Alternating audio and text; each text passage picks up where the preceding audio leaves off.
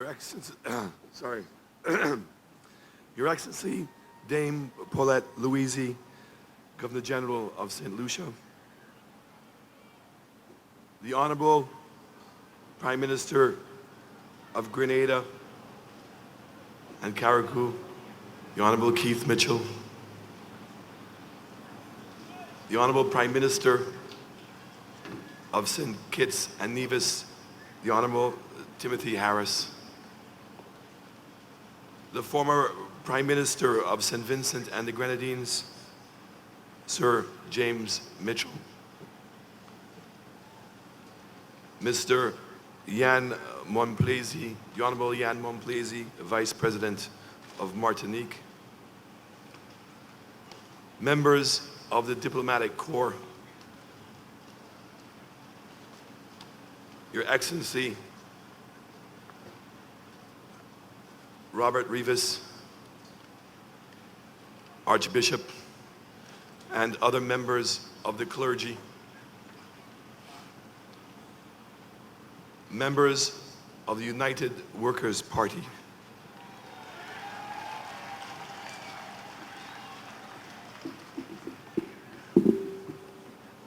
and I've been looking forward for a very long time to say,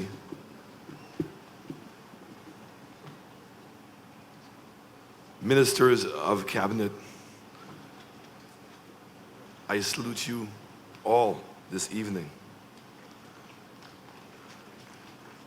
This evening is a very, very important milestone and step in my new government.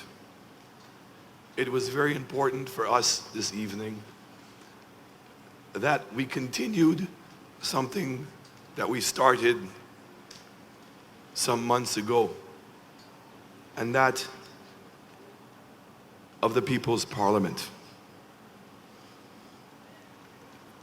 When we had that meeting in the Boulevard,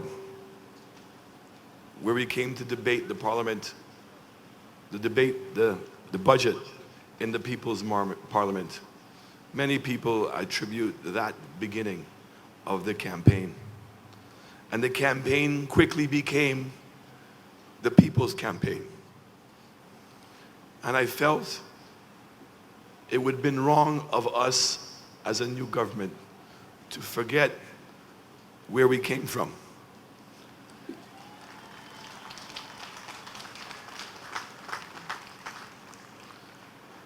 We would all not be standing here today taking the oath of allegiance to St. Lucia if it were not for you, and I thank you.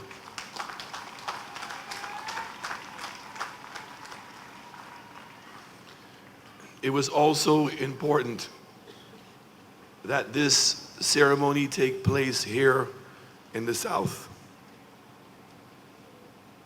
The South has suffered for a very long time.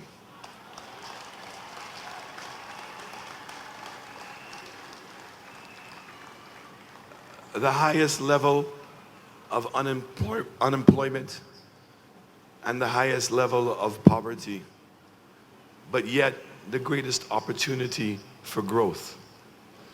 And I'm here, and my government is here to say to you that we see you, we hear you, we are with you, and we will make this thing change together.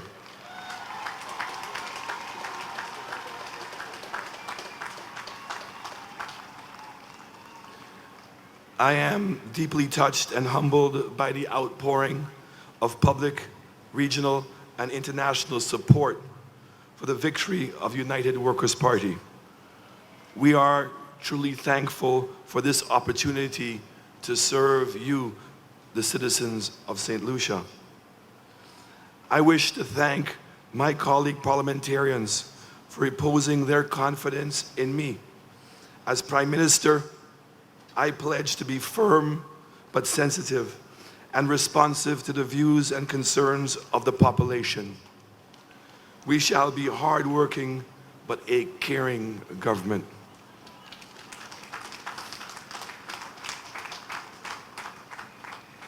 I am eager and excited to get started on the task of building a new nation.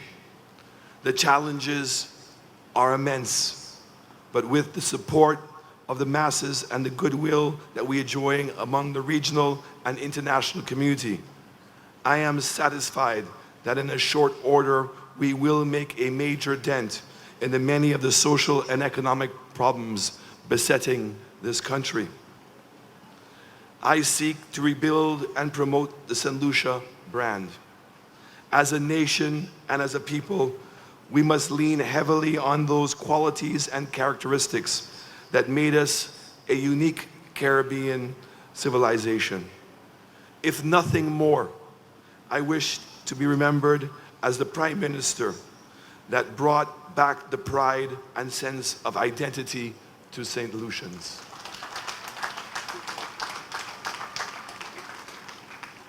We absolutely have to build this brand together. I want to say to St. Lucians that the confidence in us is well placed. We are committed to implementing the promises made from our platforms and our manifesto. I am eager to sit with the technical officials in the Ministry of Finance to get a thorough grasp of an appreciation for the true state of our economy. We shall not embark upon a witch hunt, but we wish to know exactly what obtained as of June 6, 2016. Once this process is completed, we shall share our findings with the public, and craft an action plan for tackling problems of the greatest concern to the population. I want to make clear that all along the way, we shall pursue a principle of great cooperation and collaboration with our social partners, particularly labor and the business sector. I wish to thank the people of St. Lucia once again for reposing their confidence in me, and by extension, the members of my party and now your cabinet of ministers. I thank my family, in particular my wife and my children.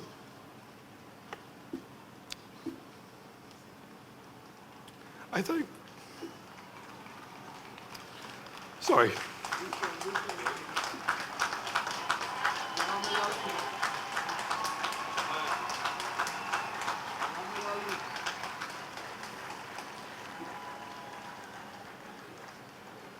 I thank my father and my mother for all their blessings. I thank my two sisters and my brother, and I thank all the friends that I've met along the way who've given a lending hand, a lending support, and to say to all of them how much I appreciate your confidence.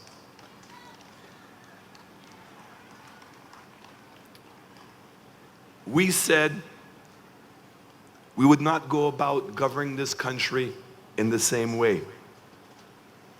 We recognize this is not working for all St. Lucians. Too many people are having to go to bed at night struggling just to basically survive. I've repeatedly said, this is not the St. Lucian way. We must try a new approach. Like the economic zones that we've outlined in our manifesto, we want to govern with a focus. So I hope that you recognize today that we have cut the number of ministries from 14 to 8.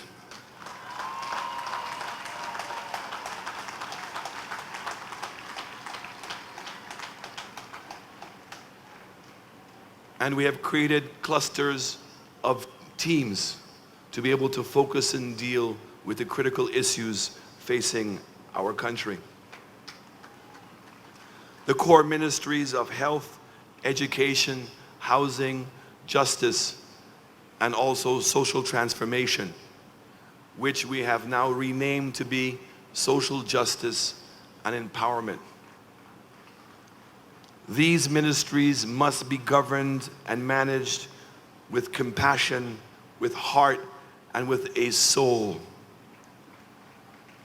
We must look to empower and advance the skills of the people of our country and make them globally competitive for today's world.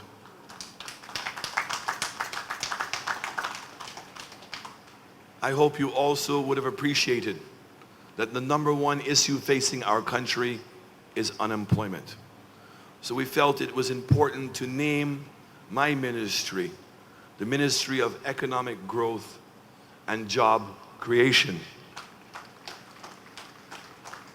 And to be able to achieve that task, I've invited some young men who I believe are particularly skilled in that area.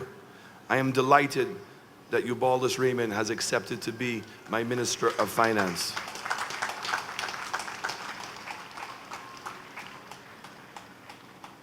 I'm ecstatic that a person like Bradley Felix, after being so many years in the banking industry, would agree to take on commerce, trade, manufacturing, and investment. And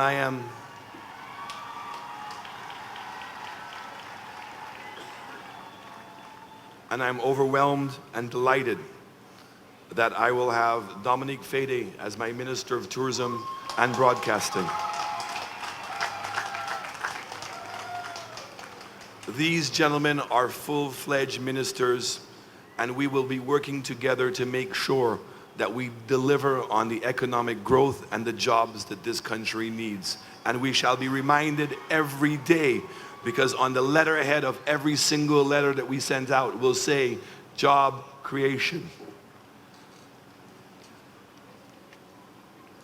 The words that I'm asking these gentlemen, and I include in that list the Minister of Agriculture and the Minister of State of Agriculture, Mr. Jimmy Henry, that the words competitive, productivity, and capacity must become common to us every single day. Because if we are not competitive, we will not be able to sell our bananas, we'll not be able to sell our beverages, and we'll not be able to get more people to visit our shores. If we are not productive, then we are not going to be competitive. And if we don't work on our capacity, we're not going to be able to generate sufficient income to fulfill all the needs and desires and the dreams of all St. Lucians. So the Ministry of Agriculture and also my ministry are going to be focused on job creations in this country. I am delighted and overwhelmed that Dr. Gail T.C. Rigobert would have agreed to take on the Ministry of Education.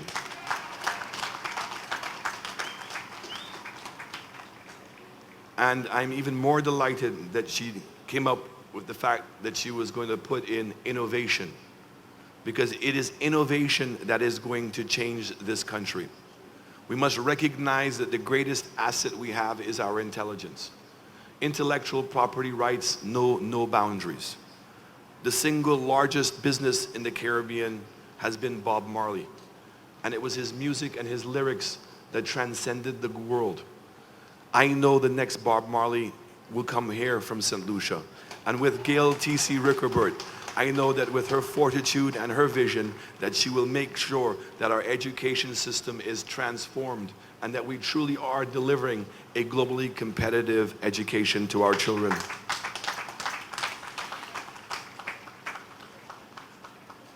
A lady I got to know very late in life, a woman, and excuse me, my wife, I apologize for saying this, a woman who I've come to love and appreciate and adore so very much. A woman who seems so quiet and so understated, yet every task you give her, she delivers. And we have given her an awesome task. And we had to choose somebody that not only had the capacity to be able to deliver, but a person that truly was compassionate, a person that truly had heart, and a person that had a way to empathize with the people of our country. And I speak of Mary Isaac as your Minister of Health.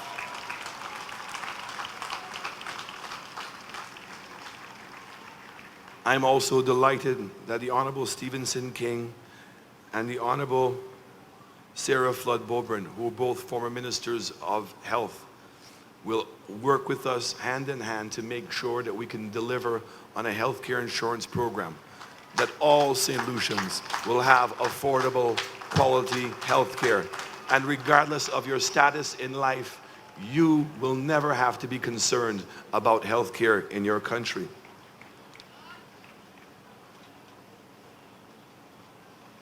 There's a gentleman that has dedicated his life to policing. A man who I know is inspired to make a difference in his country.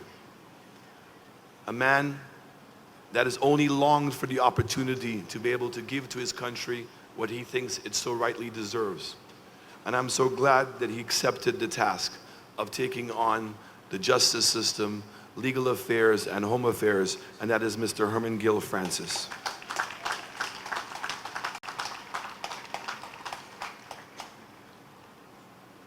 Without a doubt, and I share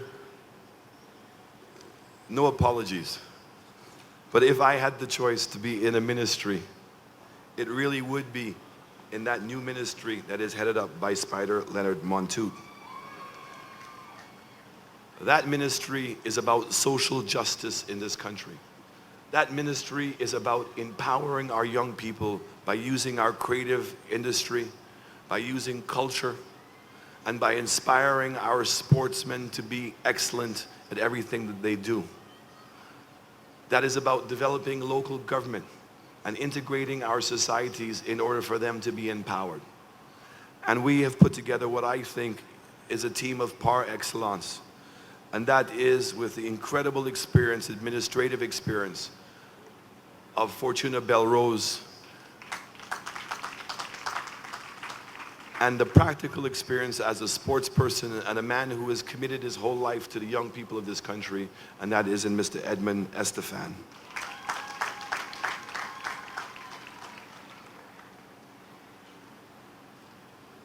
I have to tell you that it was very, very difficult to meet with the former Prime Minister of St. Lucia, the Honorable Stephenson King, and to sit with him and to decide how we could work together and what task that he could undertake to best give to his country.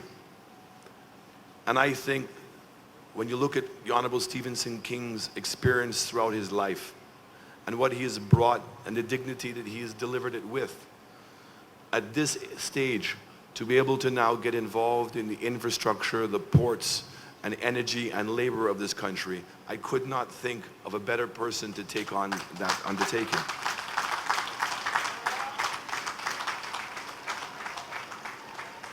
This country must go through a massive physical transformation, whether it be cast trees, whether it be our highways, whether it be our dams, whether it be our airports. And I couldn't think of a better person to be by my side, working with me, and to make this happen than the Honorable Stephenson King. It's an honor, sir.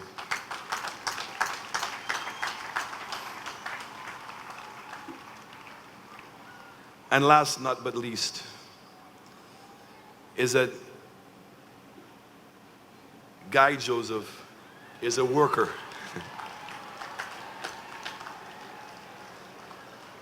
And something many of you may not have known about Guy Joseph is that while he was a minister in our former government, he put himself through school and got a bachelor's degree.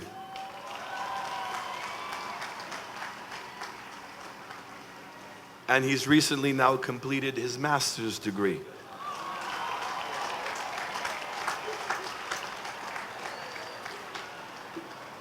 I salute you, Guy Joseph. For Guy Joseph, there are two fundamental things. One, his passion to see his country do well. And all of a sudden now to be involved in the economic planning of our country, I know that he's going to do that with great dignity and dedication. But the one thing I am looking forward to him, because it's something that we've spoken about for a very long time, is the revolution that we need in housing in this country. And I know that he too has in his heart and his soul, and it affects him every single time that he goes to people's homes and sees a pit latrine outside. In 2016, that can be no more. You cannot have 6 and 7 people living in one house. And if people cannot afford to fix these things themselves, Guy Joseph, United Workers' Party, and your government will make it happen.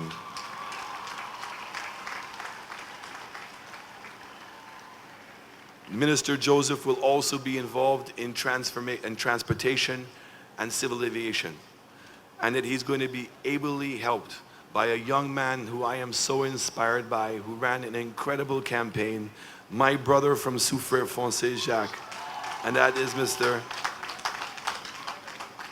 Herod Stanislaus.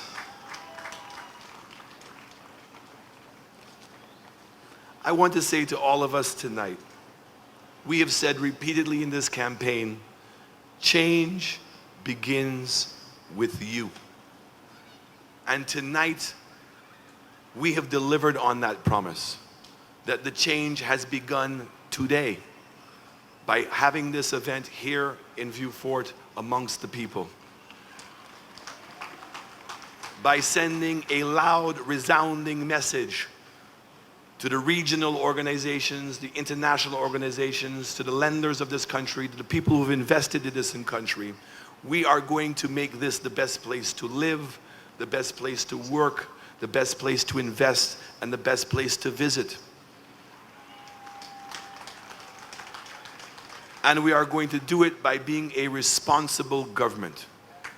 In meeting with the Ministry of Finance, I have told them that I immediately want to redo the budget, and we must have a surplus budget. We cannot continue to borrow money and put our young people in debt before they even get out of high school.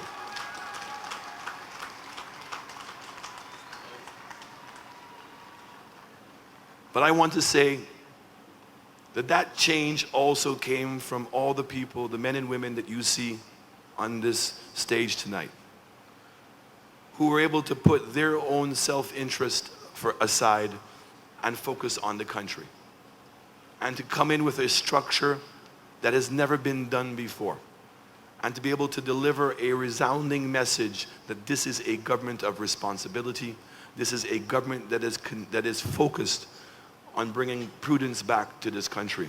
And I want to say to all of you tonight, I salute all of you. I am proud to say that you are my colleagues.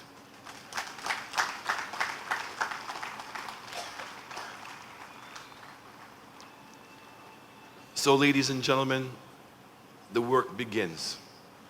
And so at this point, I want to also acknowledge in our midst, to tell you how serious I am, is that, and I want to thank her very, very much, and that is Michelle Page and her colleagues she's the president of the Florida Caribbean Cruise Association, and she's here with us tonight.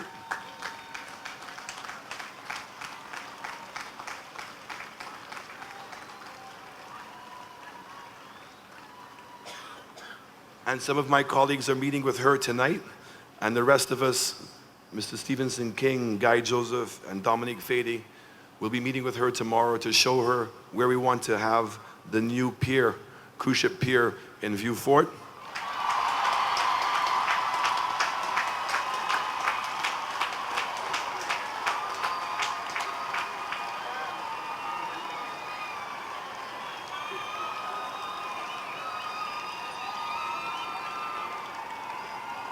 We also want to revive the program that we started so many years ago with Michelle and her colleagues in order to allow solutions to get jobs on the cruise ships.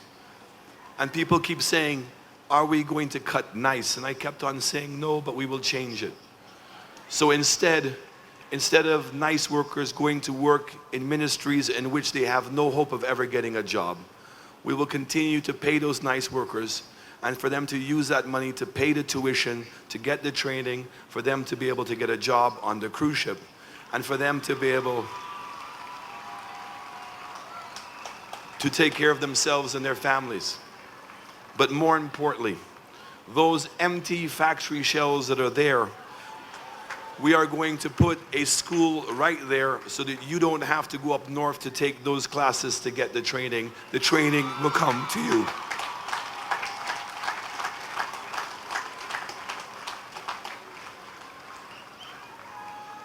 This cabinet and your Prime Minister will not rest, will not sleep until we turn it around. And we are committed to making sure that St. Lucia can be the best place. I thank all of you for your love, for your support, but most importantly, I thank you for your prayers, and I thank the Lord for his divine intervention. Thank you.